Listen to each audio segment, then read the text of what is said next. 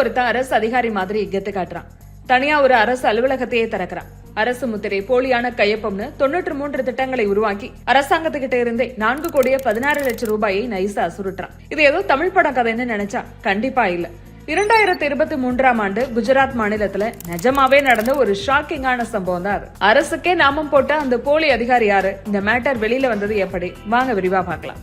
சம்பவம் நடந்தது குஜராத் மாநிலத்துல இருக்கிற சோட்டா உதய்பூர் மாவட்டம். அங்க இருக்கிற போடோலிங்கிற இடத்துல ஜூலை 21, 2021 அன்னைக்கு ஒரு புதிய அலுவலகம் திறக்கப்படுது. ஆபீஸ் வாசல்ல செயற்பொறியாளர் நீர்ப்பாசன திட்டப்பிரிவு போடோலி அப்படின்னு கெத்தா ஒரு நேம் போர்டு தொங்குது. இதை திறந்தவர் பேரு சந்தீப் ராஜ்புத். இவர் தன்னைத்தானே நீர்ப்பாசனத்துறையோட எக்ஸிகியூட்டிவ் இன்ஜினியர்னு ஊர் மக்கள் கிட்டையும் அரசு ஊழியர்கள் கிட்டையும் அறிமுகப்படுத்துகிறார். ஆனா உண்மை என்னன்னா, அப்படி ஒரு போஸ்டிங் உள்ள அந்த ஆபீஸும் அரசு ஆபீஸ் இல்ல, எல்லாமே போலி. சரி, ஆபீஸ் போட்டாச்சு, அடுத்து பணம் எப்படி வரும்?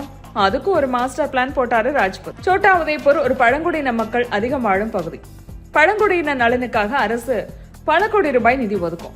இதை பயன்படுத்திக்கிட்ட ராஜ்புத் பழங்குடியின நலத்திட்டம் மற்றும் பாசன திட்டங்கள்னு சொல்லி 93 திட்டங்களுக்கான ப்ரப்போசல்ஸ தயார் பண்றாரு.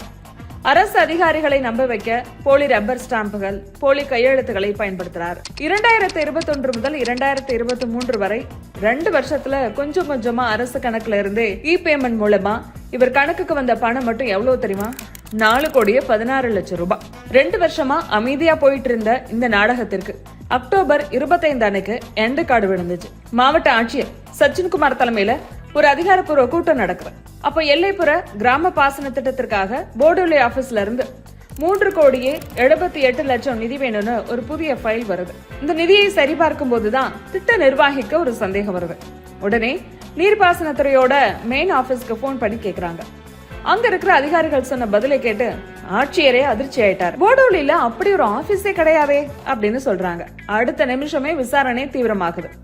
சோதனையில சந்தீப் ராஜ்புத் மற்றும் அவரோட கூட்டாளியான அபுபக்கர் சையதுங்கிற அரசு ஒப்பந்ததாரரும் மாட்டுறாங்க.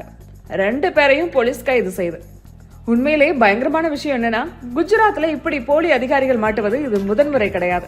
ஏற்கனவே பிரதமர் அலுவலக உயர் அதிகாரிகள்னு சொல்லி காஷ்மீர் வரைக்கும் Z+ செக்யூரிட்டியோட சுற்றிய கிரண் படேல் கைது செய்யப்பட்டார். முதலமைச்சர் அலுவலக அதிகாரிகள் பேரிலையும் சிலர் கைதாகி இருக்காங்க. 2 வருஷமா அரசு கண்ணில படாம ஒரு போலி ஆபீஸ் இயங்கி 4 கோடிக்கு மேல பணம் கைமாறி இருக்குன்னா, இதெல்லாம் சில உயர் அரசியல்வாதிகள் மற்றும் பெரிய அரசு அதிகாரிகளோட பின்னணி இல்லாமல அசாத்தியமாகும் அப்படின்னு கேள்வி எழுப்பினாங்க எதிர்கட்சிகள்.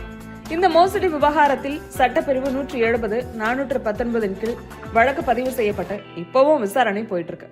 இதே மாதிரி இன்னொரு சுவாரஸ்யமான விஷயத்துல நம்ம மீண்டும்